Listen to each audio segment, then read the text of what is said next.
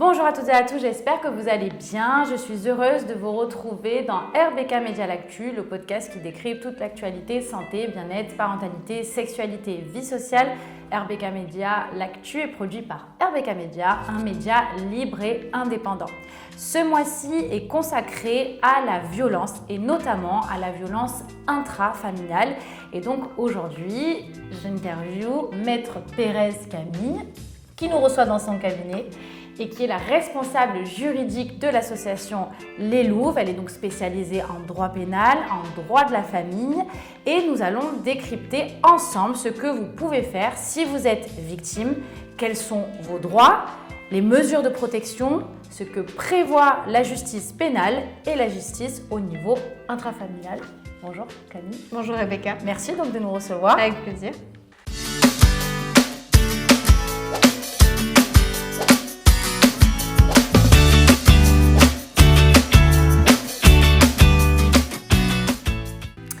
Alors, en situation d'urgence, que doit faire une victime? Donc, dans le cas du viol, dans le cas de la violence conjugale ou dans d'autres cas de violence, par exemple. Donc, voilà. Quelle est la protection immédiate à mettre en place? Alors, quand on estime évidemment qu'il y a un danger vital pour la victime, le premier réflexe reste quand même d'appeler la police. Ça, c'est évident. Donc, le 17. Le 17, pour que la victime soit mise en sécurité le plus rapidement possible et que l'auteur soit éloigné de sa victime. Ça, c'est vraiment la première mesure à prendre. Si on est sur des mesures qui sont un peu moins urgentes, qu'on n'est pas sur quelque chose de vital, moi, ce que je conseille toujours à mes clientes, c'est dans un premier temps d'aller prendre conseil auprès d'un avocat qui est spécialisé en la matière pour connaître ses droits, pour connaître les démarches et pour, malheureusement, parce que c'est la réalité, connaître la réalité judiciaire pour ne pas être confronté à ce que j'appelle moi aujourd'hui des violences judiciaires. Ce sont des procédures qui sont malheureusement classées sans suite ou dans lesquelles les victimes risquent d'être malmenées et c'est pour ça qu'une victime doit être préparée. Donc quand on n'est pas dans un cas d'extrême urgence, on vient voir un avocat. Quand on est dans un cas, au contraire, d'extrême urgence, une urgence vitale, vraiment une sécurité nécessaire, on contacte le 17. Donc maintenant, on va parler vraiment on va faire une partie sur le droit de la famille. Est-ce que tu peux nous expliquer ce qu'est l'ordonnance de protection, dans quel cadre on la demande et quelle protection elle va apporter? Alors, l'ordonnance de protection est une mesure qui, sur le principe, est extrêmement bien faite puisque c'est une mesure d'urgence. C'est une mesure que la victime peut demander elle seule ou avec l'aide d'un avocat à un juge aux affaires familiales. C'est le juge aux affaires familiales qui est compétent pour ces ordonnances de protection et qui va pouvoir, dans un délai extrêmement rapide, parce que le juge doit rendre sa décision dans un délai de 6 jours suivant le dépôt de la demande, donc on est quand même sur de l'urgence, et le juge va pouvoir prendre énormément de mesures tant à l'égard de la victime qu'à l'égard des enfants si jamais le couple a des enfants. Et finalement, l'objectif de cette ordonnance de protection-là est de créer une bulle de protection autour de la victime et autour des enfants pour ne pas que l'auteur puisse s'approcher. Les conditions, malheureusement, aujourd'hui sont quand même assez restrictives, alors moins qu'avant, mais elles le sont encore aujourd'hui. Et malheureusement, à Marseille, on se rend compte que les conditions sont examinées de manière extrêmement restrictive par la justice et par les juges aux affaires familiales. Et donc, ils demandent à ce qu'il y ait un danger grave, imminent et actuel. Alors, comment on qualifie un danger imminent? Alors, c'est toute la difficulté. Imminent, c'est par exemple un auteur de violence qui va rôder autour du domicile de sa victime. Ça, en effet, on estime que c'est un danger imminent parce qu'un passage à l'acte est prévisible. Un danger grave, ça va être par exemple rapporter la preuve qu'il y a des menaces, qu'éventuellement il y a eu déjà des violences physiques. Voilà, tout ce genre de choses et surtout, et c'est finalement aujourd'hui ce qui est un petit peu bloquant dans certains dossiers, c'est le caractère actuel du danger. Parce que malheureusement, moi j'ai été confrontée à des dossiers dans lesquels une de mes clientes notamment avait été victime de violences extrêmement graves, des violences physiques où on avait des constatations médico-légales assez importantes Et malheureusement, le magistrat a posé une question en fin d'audience nous demandant depuis quand madame n'avait pas eu de nouvelles de monsieur. Et madame a répondu monsieur ne m'a pas contacté depuis 1 mois. Et là, ça a été terminé. Et ça a été fini. Ça a été terminé, nous n'avons pas eu d'ordonnance de protection parce que le magistrat à ce moment-là a estimé que le danger n'était pas actuel. Donc c'est pour ça qu'il est extrêmement important, si on souhaite qu'une telle mesure soit mise en place, d'aller voir un avocat le plus rapidement possible, de ne pas attendre que les semaines se passent parce qu'on aura du mal à venir protéger la victime si le caractère actuel n'est pas caractérisé. Et du coup, cette ordonnance de protection, elle protège à la fois, donc dans le cas où il y a des enfants, elle va protéger donc la mère et les enfants. Et les enfants aussi. Et très récemment d'ailleurs, la Cour de cassation est venue rappeler que le juge aux affaires familiales n'avait pas besoin de caractériser le danger à l'égard des enfants pour que des mesures de protection soient prises à leur égard. Donc ça permet quand même de faciliter les choses et on estime finalement qu'à partir du moment où la maman est exposée à un danger, par ricochet, les enfants le sont aussi. Et cette ordonnance de protection, elle est possible que dans le cas donc, de violence conjugale et elle est permise ou autorisée ou mise en place, en tout cas pendant combien de temps ? À peu près, il faut réévaluer, il y a des renouvellements, comment ça se passe ? Alors, la loi a changé sur ce point. Initialement, nous étions sur un délai de 6 mois. Un délai de 6 mois, c'est un délai extrêmement court, surtout quand on y pense en termes de justice, c'est rien du tout. Aujourd'hui, le législateur a augmenté depuis 2024 cette durée à 1 an. Donc, ce sont des mesures qui sont quand même un petit peu plus stables dans le temps. L'avantage, c'est que nous avons la possibilité de prolonger ces mesures-là si, dans le délai d'1 an, nous saisissons le juge aux affaires familiales pour d'autres demandes concernant ce même couple, par exemple, venir réglementer un droit de visite et d'hébergement ou encore demander le divorce. Et en faisant partir une assignation en divorce ou en fixation de droit concernant les enfants dans ce délai de 12 mois, on proroge les effets jusqu'à ce qu'une prochaine décision soit rendue. Donc ça nous permet quand même d'avoir des effets dans le temps qui sont assez intéressants, surtout quand on a des mesures d'interdiction de contact, d'interdiction de paraître au domicile, d'interdiction de paraître aux abords de l'école des enfants, parce que ça c'est quand même des points qui sont très très importants parce qu'on se rend compte que finalement quand il n'y a pas de mesures à l'égard des enfants, les enfants deviennent la porte d'accès vers la maman et pour commettre de nouvelles violences. Et le téléphone grave danger, c'est mis en place en même temps que l'ordonnance de protection ou pas forcément, c'est deux choses différentes? Ce sont deux choses complètement différentes. Alors, le téléphone grave danger, c'est du coup, excuse-moi, je te coupe. J'ai une ordonnance de protection, il se passe, mon ex-conjoint du coup pénètre mon périmètre, j'appelle la police et il lui arrive quoi? Ça dépend si tu as un téléphone grave danger ou pas. Voilà, on y vient. Allez. Alors, le téléphone grave danger, c'est une mesure qui se demande non pas au juge aux affaires familiales, mais au procureur de la République. D'accord. Et on n'a pas besoin d'actes spécifiques, comme on pourrait saisir un juge par une requête, par une assignation. Là, c'est pas forcément nécessaire. Par exemple, à Marseille, c'est l'association LAVAD, qui est en lien avec le tribunal judiciaire de Marseille, qui est en charge de l'évaluation des téléphones grave danger. D'accord. Malheureusement, à Marseille, le nombre, et en fait c'est dans toutes les communes malheureusement le cas, le nombre de téléphones grave danger est insuffisant par rapport au nombre de victimes et donc ils sont contraints à certains filtres pour pouvoir donner ces téléphones. Je te donne un exemple. Malheureusement, aujourd'hui, lorsque tu vis toujours sous le même toit que l'auteur des violences, tu ne pourras pas avoir de téléphone grave danger. En revanche, si tu ne vis pas sous le même toit, là, on va pouvoir te le donner. Et ce téléphone grave danger, qu'est-ce qu'il permet ? Il permet quelque chose de très simple, c'est que quand on appuie sur la touche du téléphone, on est mis en relation directement avec la police. La ligne est identifiée, ils savent que c'est un téléphone grave danger qui est activé.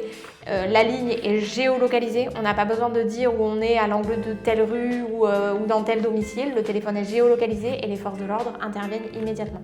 C'est une mesure quand même qui est relativement efficace. J'ai eu certains dossiers où il y a eu parfois des petits couacs, mais dans l'ensemble, les téléphones grave danger fonctionnent très bien. Mais donc justement, je ne comprends pas comment tu peux avoir une mesure de protection et pas avoir de téléphone grave danger. Oui, ce sont malheureusement les incohérences, mais c'est aussi beaucoup lié au manque de moyens de la justice. C'est que finalement, il faudrait qu'on puisse prévoir un téléphone grave danger par ordonnance de protection. Mais malheureusement, ce n'est pas le cas. Et les logements d'urgence, comment ça se passe ? Alors les logements d'urgence, il y en a de plusieurs sortes. On a les hébergements vraiment d'urgence, de très urgence, qu'on appelle les hébergements 115, où on va avoir une mise à l'abri pendant 15 jours.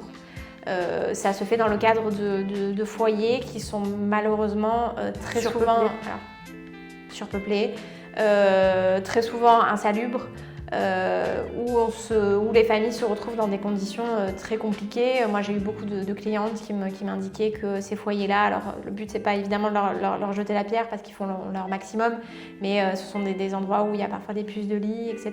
Donc, c'est pas forcément des endroits où une victime a envie de se retrouver avec ses enfants.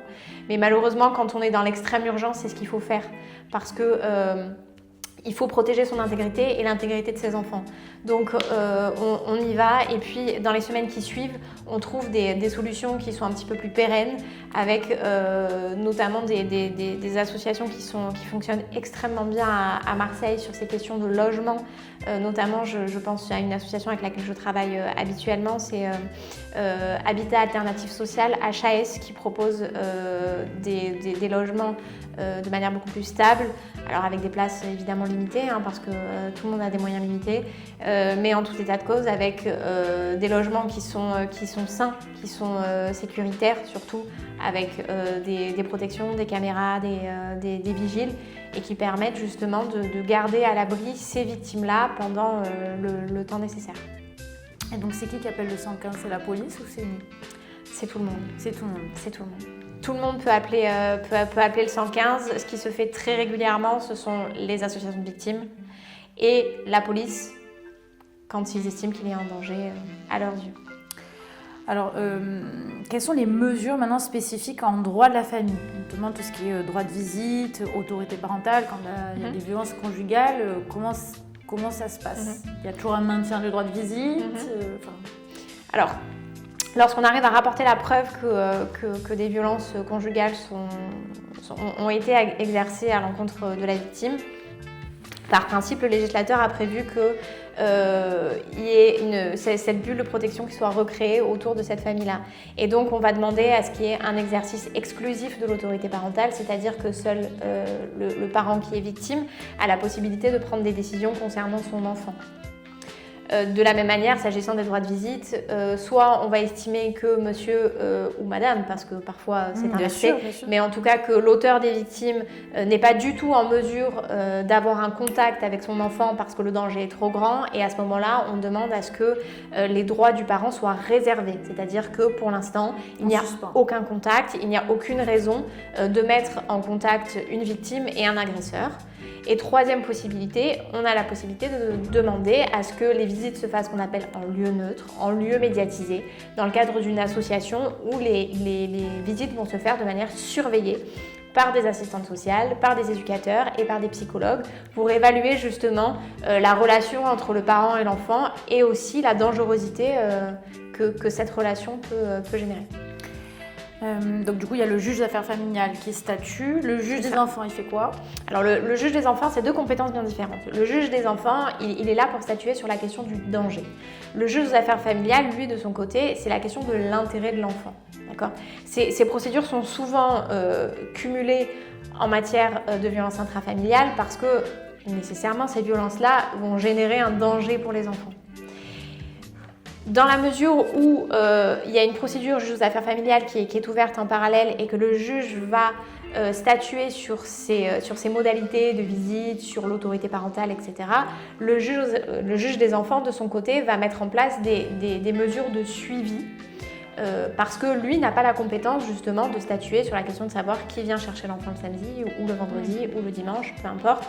Mais lui, il va mettre en place des mesures très souvent, alors soit d'évaluation judiciaire, qu'on appelle la MIJ, donc c'est une mesure d'investigation judiciaire éducative, qui va être menée par de nombreux professionnels, par une équipe pluridisciplinaire avec des éducateurs, des assistantes sociales, des psychologues pour évaluer la dynamique de la famille, pour évaluer le danger, pour essayer de comprendre dans quelle situation se retrouvent les enfants. Et il a aussi la possibilité, en dehors de cette MIJ, de mettre en place ce qu'on appelle une AEMO, c'est une mesure d'assistance éducative en milieu ouvert. Et cette mesure, finalement, elle va aider, on est dans des situations moins grave, ou en tout cas où le danger imminent n'est pas caractérisé, mais cette mesure-là, elle va permettre d'accompagner la famille pour se reconstruire et recréer, en fonction des dossiers évidemment, un lien entre parents et enfants. Très bien. Maintenant, on va parler. Donc là, on a parlé des violences conjugales. Est-ce que j'ai oublié des choses dans mes questions globalement? Non, je pense qu'on a fait absolument le tour. Maintenant, on va parler du cas de l'inceste. L'inceste, c'est quoi? C'est des viols, des agressions sexuelles ou viols. D'ailleurs, si tu peux redéfinir les deux sur un membre de la famille, un enfant, commis par un proche. C'est malheureusement, si je ne me trompe pas sur les chiffres, c'est à peu près 3 enfants par classe. Comment procéder dans ces dossiers-là qui sont très compliqués pour la famille, très compliqués à suivre au niveau juridique? Je te laisse la parole. Je pense que moi, en la matière, le premier conseil que je peux donner, c'est parler. Ah mais à qui, quoi, comment? Voilà. Mais déjà, je pense que c'est vraiment le premier conseil à donner en matière d'inceste, c'est parler. Pour une simple et bonne raison, c'est que l'inceste est un tabou au sein des familles et que malheureusement, on va cacher ce qui s'est passé pour protéger les auteurs et surtout maintenir un équilibre familial qui n'a pas lieu d'être finalement. Mais il faut parler, et peu importe à qui. Parce que chaque personne qui va recevoir la parole de la victime a la responsabilité aussi de devoir signaler ce qui s'est passé. Je vous donne un exemple. Ce qui se passe très souvent, et c'est comme ça que les dossiers sortent majoritairement, c'est au niveau de l'école. Parce qu'un enfant va parler, parce qu'un enfant va se confier à une maîtresse qu'il aime bien, il va se confier à l'infirmière scolaire et il va expliquer, alors sans forcément rentrer dans les détails, mais en tout cas, il va expliquer ne serait-ce que des petites brides de ce qu'il a vécu. Et à ce moment-là, tout le monde va s'alerter et on va faire en sorte qu'un signalement soit fait au niveau de l'école pour que derrière, la procédure puisse se monter. D'accord ? Il y a cette voie d'entrée-là avec le signalement. Une fois que le signalement est fait, il y a une enquête des services sociaux qui va durer 3 mois pour savoir un petit peu ce qu'il en est. À l'issue, si les services sociaux estiment que manifestement il y a quelque chose qui a été commis à l'égard de l'enfant, ils vont saisir le procureur de la République qui va derrière saisir le juge des enfants et on aura cette procédure-là qui sera ouverte. Cette voie-là, qui est un parent. Voilà, cette voie-là, mais il y a aussi la voie du parent qui va recevoir la parole de son enfant. Malheureusement, les mères, enfin là je parle de toutes les mères et je sais qu'on en a au sein des Louvres, qui sont complètement détruites par la justice, qu'on accuse, combien il y a d'enfants de manipulation qui ont été placés, enfin pourquoi Camille quel est le départ à suivre, enfin tu vois, explique-nous un peu tout ça. Et pourquoi il y a ces dérives en fait? Pourquoi il y a ces dérives? Parce que je pense que notre justice ne se laisse pas suffisamment de temps pour écouter la parole d'un enfant. Parce qu'aujourd'hui, on vient nous dire que la parole de l'enfant est quelque chose qui compte absolument tout, mais que finalement, des années de dérive ont conduit à se dire que l'enfant était une arme de guerre dans les dossiers d'affaires familiales. Et qu'aujourd'hui, on vient nous brandir la carte du conflit parental en permanence face à une maman qui vient accuser l'autre parent ou peu importe qui, mais qui vient accuser l'autre de ces faits de violence-là. Et on vient nous dire, c'est ce qu'on se voit entendre dans tous les dossiers, c'est « mais vous faites ça pour avoir la garde ». Mais si j'avais voulu la garde, j'aurais fait différemment. Et j'aurais surtout pas dit ce genre de choses parce que ma fille, mon fils va être impacté par tout ça. Donc évidemment que c'est pas le cas. Mais c'est vraiment l'intérêt justement d'avoir un avocat qui va se battre, qui va croire. Bien sûr. Et qui va pas s'arrêter face à un magistrat qui va sortir malheureusement des horreurs pendant une audience de ce type-là. Mais madame, c'est très grave ce que vous dites. Si vous continuez comme ça, votre enfant sera placé. Parce que c'est ce que mes clientes entendent au quotidien. Mais justement, donc je suis un parent protecteur. Qu'est-ce que je fais là? Parce que du coup, je veux pas remettre mon enfant. Non. Comment on fait? Alors, c'est toute la difficulté de la situation. Voilà, mais c'est pour ça. Mais ça, c'est le gros problème qu'on relève en ce moment. Oui, complètement. C'est toute la difficulté de la situation parce que lorsque on a un jugement qui fixe les modalités du droit de visite et d'hébergement, un parent qui ne va pas remettre son enfant un dimanche soir, par exemple, à l'autre parent, est considéré comme avoir commis un délit de non-représentation d'enfant, susceptible d'être poursuivi et condamné par le tribunal correctionnel et d'avoir un casier judiciaire pour ces faits de non-représentation d'enfant. Moi, ce que je conseille toujours à mes clientes, c'est écoutez vos enfants, écoutez-vous. Parce que moi, je serai toujours capable de défendre mes clientes devant un tribunal correctionnel en expliquant par A plus B la raison pour laquelle ce dimanche soir-là, elles n'ont pas été en mesure de remettre leurs enfants. En revanche, je ne vais pas pouvoir expliquer à un juge des enfants pourquoi, alors que moi, maman, j'ai recueilli la parole de mon enfant, qui m'a expliqué les pires choses qui se déroulaient au domicile paternel, j'ai remis mon enfant. Parce que ça, c'est pas entendable. Et finalement, aujourd'hui, ce qu'il faut faire, c'est entendre son enfant. Dire à son enfant, je t'entends, je te crois. Et faire le nécessaire derrière. Le nécessaire, c'est quoi ? C'est aller faire des constatations médico-légales, si c'est possible. Si on n'est pas sur un laps de temps trop éloigné, parce que nécessairement, un enfant qui va expliquer qu'il a été touché il y a 2 ans, il y a 3 ans, des constatations médico-légales, c'est compliqué, évidemment.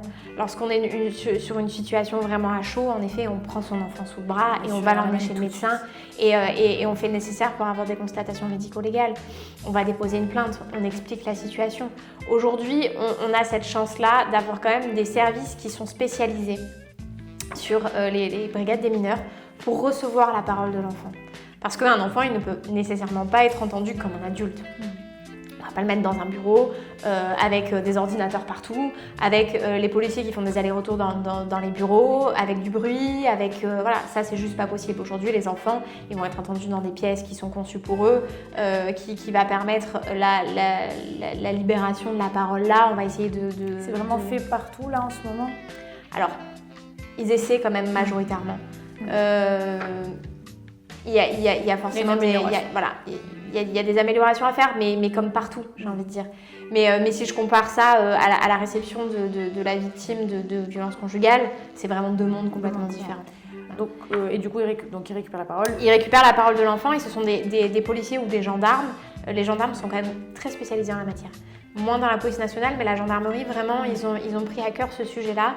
Et donc, face à un enquêteur qui est formé au recueil de la parole de l'enfant et qui va faire des dessins, qui va jouer, qui va... Voilà, pour identifier ce qui a pu se passer. Et évidemment, derrière, parce que tout doit se combiner en même temps et aussi pour protéger la maman de ce que j'indiquais, de la procédure de non-représentation d'enfant, tout de suite, on va saisir soit le juge des enfants, soit le juge aux affaires familiales, mais pour que les choses soient cadrées. Dire voilà, moi à un instant T, j'ai reçu la parole de mon enfant, j'ai fait ce qu'il fallait, je l'ai emmené chez un médecin parce que il y avait des constatations médico-légales à faire, j'ai pris mon enfant, je l'ai emmené dans un commissariat, sa parole a été reçue. En revanche, aujourd'hui, il est impossible de remettre mon enfant à son père, et donc dans ces conditions-là, moi je saisis le juge aux affaires familiales en urgence, parce qu'il existe des procédures en urgence, parce qu'aujourd'hui les délais d'audiencement pour des dossiers qui sont communs, juste un droit de visite sans violence, etc., on est sur un délai d'à peu près 1 an pour avoir une date devant le juge aux affaires familiales. Dans ces dossiers-là, on est sur quelques semaines, sur quelques mois maximum. Donc ça nous permet quand même de cadrer les choses très rapidement et de protéger tout le monde, de protéger la maman, de protéger la victime et surtout de faire en sorte que plus personne ne puisse s'approcher de cet enfant-là, forcément, pour le protéger. Merci. Donc là, on a vu le cas de l'inceste, qui est malheureusement un fléau aujourd'hui dans notre société, et notamment au sein de l'association Les Louves. Et maintenant, moi, je suis victime de viol. Qu'est-ce que je dois faire à l'instant T, vraiment en situation d'urgence? On appelle le 17, on va directement à l'hôpital. Enfin, quoi faire? Tu vois? Alors, je garde mes habits, j'imagine, enfin, tu vois. Alors, je pense qu'on aura vu les 3 grosses parties. Aujourd'hui, malheureusement, moi, dans mon cabinet, je reçois 2 types de dossiers de viol. On a le viol conjugal. J'en ai énormément. C'est vrai. Énormément.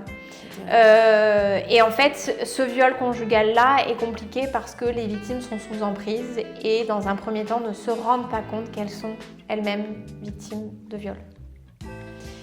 Et nécessairement, ça fait obstacle à la preuve parce que quand on ne se rend pas compte tout de suite de ce qu'on vit, on ne peut pas faire de constatation médico-légale.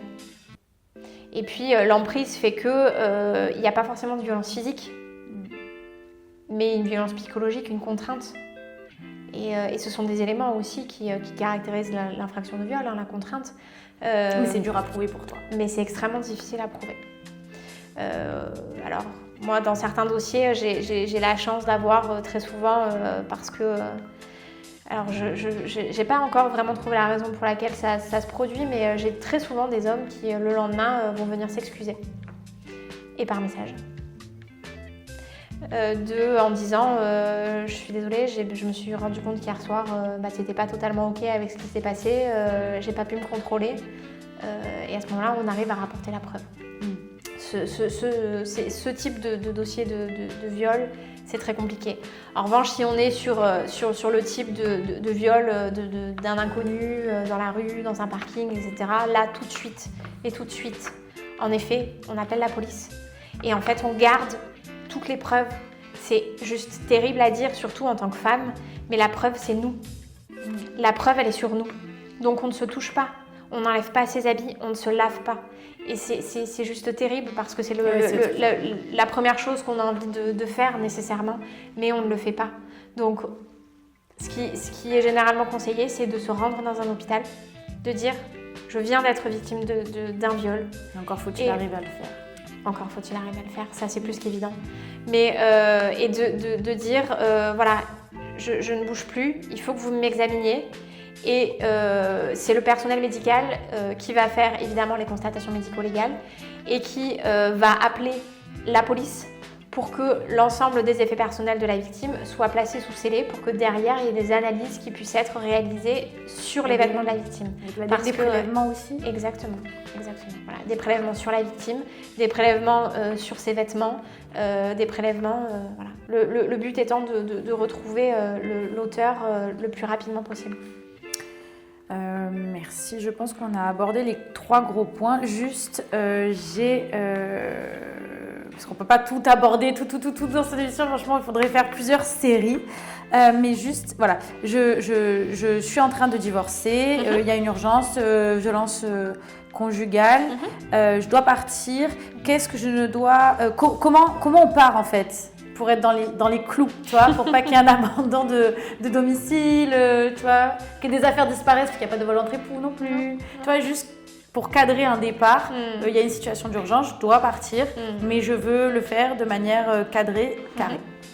Moi, ce que je conseille très régulièrement à mes clientes, c'est d'aller simplement dans un commissariat et déposer une main courante. En disant, ce jour, je quitte le domicile pour telle et telle raison. Okay. J'emporte avec moi les enfants, s'il y en a, le chien, s'il y en a. Et oui, c'est vrai, il ne faut pas oublier. Et oui, mais en plus, c'est très intéressant parce que la loi de 2024 a prévu des mesures relatives aux animaux de compagnie. Justement parce qu'on s'est rendu compte que lorsqu'il n'y avait pas d'enfants qui constituaient finalement le moyen de pression sur les victimes post-séparation, parfois l'animal de compagnie l'était aussi. Et donc le législateur a fait entrer l'animal de compagnie dans les mesures possibles de l'ordonnance de protection. Donc ça peut faire sourire, mais parfois on le voit. Donc du coup d'aller déposer une main courante en expliquant les raisons pour lesquelles on part. Et parfois, lorsque l'on peut suspecter qu'on va nous rétorquer que on est parti, on a dégradé le domicile, parce que moi je l'ai vu moi dans des dossiers où on vient nous accuser d'être parti en ayant tout saccagé, tout volé, etc. On va prendre des photos. On prend des photos. Voilà. Aujourd'hui, nos téléphones ont suffisamment de technologie pour permettre que les photos soient horodatées. Donc, on va prendre des photos et puis, au besoin, on pourra les fournir dans le cadre d'une procédure judiciaire. Mais déjà, la question de la main courante est très importante parce qu'elle permet d'une part d'acter le fait qu'on part du domicile, le dater, parce que cette date, elle est aussi importante, et d'expliquer les raisons pour lesquelles on part du domicile. Comment faire si je suis une victime en situation de précarité et que je dois partir? Donc j'ai compris qu'il y avait des logements d'urgence, mais... Alors c'est très souvent le cas parce que malheureusement dans le cadre des violences conjugales, on voit très régulièrement ce qu'on appelle aujourd'hui les violences économiques. Donc c'est-à-dire que les auteurs vont placer leurs victimes dans une situation de dépendance complète, y compris dépendance financière. Et donc soit elles ne travaillent pas, soit si elles travaillent, elles n'ont pas accès au compte, elles n'ont pas accès à leur propre argent parce qu'il est placé directement sur un compte joint sur lequel elles n'ont pas accès. Donc cette question de logement, évidemment, il y a toutes les associations qui prennent en charge, peu importe les conditions de revenus, ça c'est plus qu'évident. Sur les frais de procédure, dès lors qu'on entre dans les barèmes qui sont mis en place par l'État pour l'aide juridictionnelle, les frais d'avocat sont entièrement pris en charge par l'État au titre de l'aide juridictionnelle. Ce qu'il est important de savoir, parce qu'on a abordé cette question de viol, c'est que l'aide juridictionnelle en matière de viol est de droit. C'est-à-dire que même si vous gagnez 10 000 € par mois, vos frais d'avocat seront entièrement pris en charge par l'État parce qu'on estime que ce sont des faits qui sont d'une gravité telle que toute victime doit pouvoir être assistée d'un avocat. Merci beaucoup. Dernière question. J'en ai une. Malheureusement, il y a beaucoup de classements sans suite dans les dossiers de viol, que ce soit sur mineurs ou sur adultes. Pourquoi ? Si on a recueilli des paroles, on a beaucoup d'éléments de preuve quand même. Pourquoi il y a un classement sans suite? Est-ce qu'un classement sans suite veut dire que l'auteur n'est pas reconnu coupable? Comment derrière on peut récupérer ce constitué partie civile? C'est la question avec laquelle je me lève chaque jour. Pourquoi les dossiers sont classés sans suite alors même qu'on a des faits qui sont même souvent avoués? J'ai des dossiers dans lesquels les auteurs reconnaissent et pour autant on part en classement sans suite. J'arrive pas à l'expliquer aujourd'hui. Je pense que la politique pénale doit changer aujourd'hui. Ça, il n'y a pas de doute là-dessus. Mais en tout état de cause, ce qu'il faut savoir, c'est que on a la possibilité d'aller au-delà de ce classement sans suite. On ne doit pas se contenter d'un classement sans suite lorsque l'on est victime. Et ça, je pense que c'est important que tout le monde le sache. Parce qu'on a le droit d'être accompagné jusqu'au bout. Et jusqu'au bout, c'est quoi? C'est que moi, aujourd'hui, quand mes clientes viennent me voir avec un classement sans suite et qu'elles m'expliquent la situation et que j'ai accès au dossier parce qu'on a la possibilité de demander à ce que le dossier, même s'il est classé, nous soit communiqué et que j'ai la possibilité d'examiner tous les éléments et que je me rends compte qu'il n'y a aucune raison objective qu'un classement sans suite se fasse, je fais tout de suite un recours. Un recours, c'est quoi? Il y a deux possibilités. C'est soit je demande au procureur général, donc qui est le supérieur hiérarchique du procureur de la République, de réexaminer ce dossier-là en expliquant les raisons pour lesquelles, à mon sens, le classement sans suite n'aurait pas dû avoir lieu. Par exemple, je vais dire tel témoin n'a pas été entendu, alors que madame avait donné ses coordonnées, ou monsieur a reconnu les faits. Pourquoi il n'y a pas eu de poursuite alors que les faits sont reconnus? Voilà.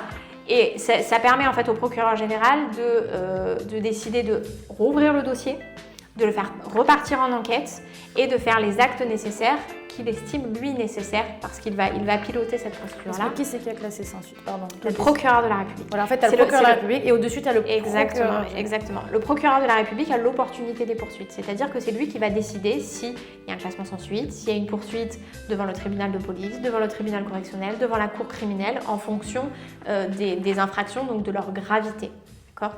Mais quand on n'est pas d'accord avec la décision d'un procureur de la République, on va aller voir son supérieur hiérarchique, donc ça, c'était la première général. Le premier truc que tu disais, et le deuxième.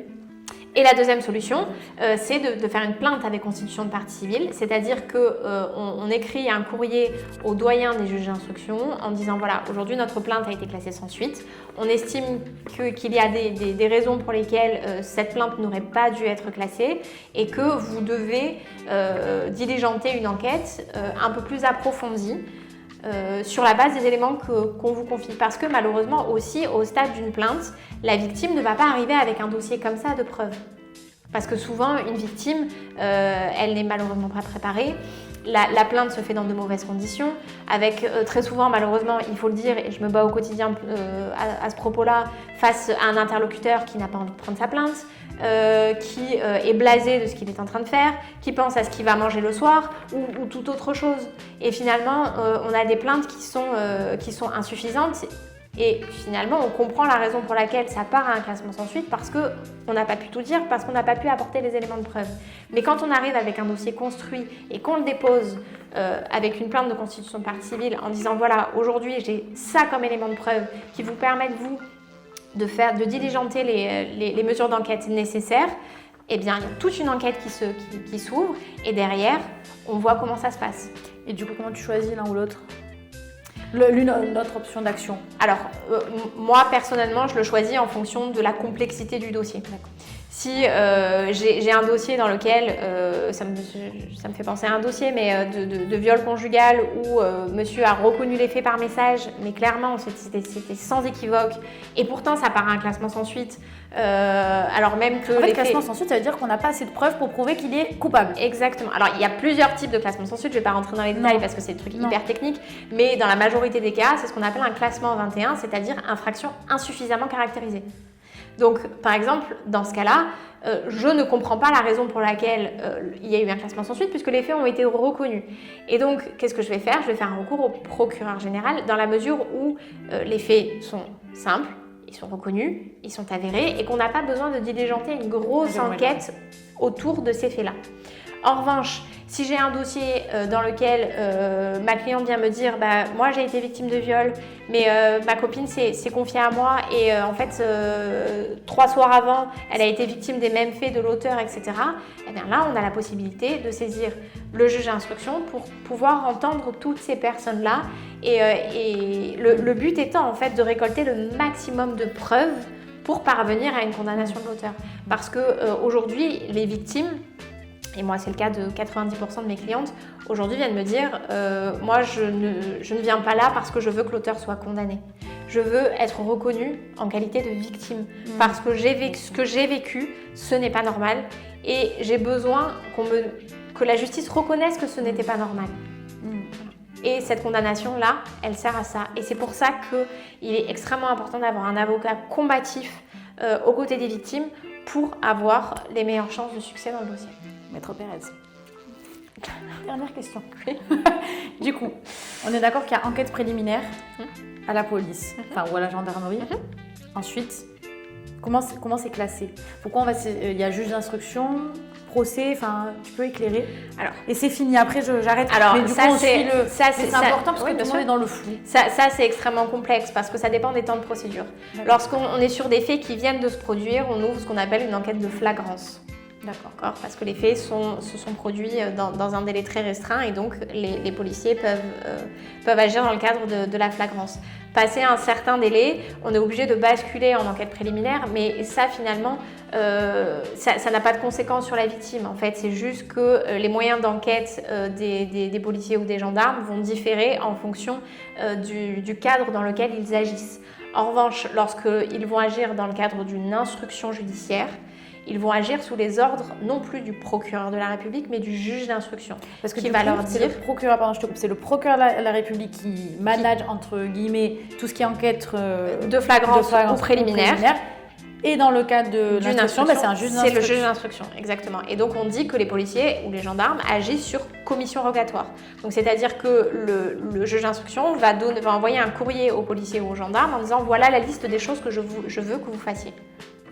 Et les moyens d'action sont beaucoup plus étendus sous le contrôle d'un juge d'instruction que sous le contrôle d'un procureur de la République. Et ça, c'est quand les affaires, elles ont bien avancé qu'on passe là-dedans ou comment ça se passe ? Pourquoi ? Peu importe ? Non, pas forcément. Ça peut. Et en tant que victime, tu es au courant d'où tu en es dans l'enquête ou pas forcément ? Alors, quand il y a une ouverture d'information judiciaire, oui, les victimes sont informées. Lorsqu'on est encore dans le cadre d'une enquête de préliminaire, malheureusement, c'est le flou et c'est le flou pour tout le monde puisque même les avocats n'ont pas accès à la procédure. En instruction, oui. Alors qu'en instruction, oui, exactement. On a accès à l'intégralité du dossier. Et après, du coup, il y a procès ou pas. Exactement. À l'issue de l'instruction judiciaire qui va durer entre... Parce que c'est long les délais là. Les enquêtes, c'est extrêmement long. Par exemple, tu as des parents qui sont suspectés de viol sur mineurs ou agression sexuelle et ils sont toujours dans la nature. C'est normal. Alors, non, c'est pas normal. Mais du coup, ça veut dire que les enquêtes, elles sont très longues. C'est très long. Pourquoi? Parce qu'il manque de moyens. Parce qu'il manque de moyens. Donc, enquête préliminaire ou flagrance, instruction. C'est ça. Pour des faits d'une grande gravité, oui. Si on reste... Alors, la compétence juge d'instruction, c'est soit les crimes, donc les faits les plus graves. On parle, par exemple, de viol, d'inceste, ou sur des faits délictuels, mais d'une complexité assez importante. D'accord ? Par exemple, sur des faits de violence conjugale, en effet, alors que c'est un délit, je peux me permettre d'aller demander à un juge d'instruction de prendre les rênes parce qu'il y a eu beaucoup d'éléments dans le dossier qui rendent ce dossier-là complexe. Peut-être qu'il y a eu des ex-compagnes qui, elles aussi, ont été victimes de ces faits-là, ou parce que monsieur est allé frapper à toutes les portes, le travail, les amis, etc., et que beaucoup de personnes doivent être entendues. Et que ça peut nécessiter l'intervention d'un juge d'instruction. Mais en tout état de cause, à l'issue de cette information judiciaire-là, qui, à partir du moment où elle est ouverte, va durer déjà on est sur minimum 18 mois, et ça peut aller bien plus loin quand les faits sont d'une grande complexité, mais à l'issue de cette information judiciaire-là, le juge d'instruction va se poser la question de savoir ce qu'on fait. Alors soit on estime que le dossier n'a pas lieu d'être poursuivi et à ce moment-là il rend une ordonnance de non-lieu. Il peut estimer que les faits sont d'une très grande gravité et donc il va rendre ce qu'on appelle une ordonnance de mise en accusation devant la cour criminelle. Ou il estime que les faits méritent d'être poursuivis mais ne sont pas suffisamment graves ou ne peuvent pas entrer dans les qualifications pénales requises pour la cour criminelle et à ce moment-là, ils vont renvoyer devant un tribunal correctionnel pour que le dossier soit jugé. Eh ben, merci, il y a des choses à ajouter. Là, je crois qu'on a vraiment tout vu. Oui, je pense, oui. Maître Pérez, un mot pour cette fin d'émission qui était hyper intéressante, hyper complexe. Et il faut qu'on en refasse pour aller un peu plus encore en profondeur. Donc je rappelle, on a parlé du cas des violences intrafamiliales, des violences conjugales, du viol et de l'inceste, qui rentre dans les cas. Et oui, et la différence entre agression sexuelle et viol. Ah oui, pardon. Juste. Oui, bien sûr. Alors, le viol, c'est un acte de pénétration. Et quand il n'y a pas pénétration, on considère que c'est une agression sexuelle. Alors, malheureusement, aujourd'hui, il y a beaucoup de faits de viol qui sont qualifiés en agression sexuelle pour des besoins procéduraux parce que les délais pour avoir une audience devant la cour criminelle sont extrêmement longs. On parle en plusieurs années, juste pour avoir une audience. Une fois qu'on a déjà vécu tout ce parcours d'enquête, d'instruction, etc. Et donc, on va ce qu'on appelle correctionnaliser ces faits-là. Et donc, enlever la question de l'acte de pénétration et qualifier ces faits-là d'agression sexuelle. Merci, maître. Le mot de la fin, si vous en avez un. Et je suis sûre que vous en avez un. Alors, le plus difficile, c'est un, finalement. Une phrase avec plusieurs mots. C'est de bien s'entourer. Et surtout de ne jamais lâcher. De ne jamais lâcher parce que quand on est victime, c'est dur, c'est extrêmement dur. Mais quand on est bien entouré, on arrive à se battre correctement. Merci. Avec plaisir.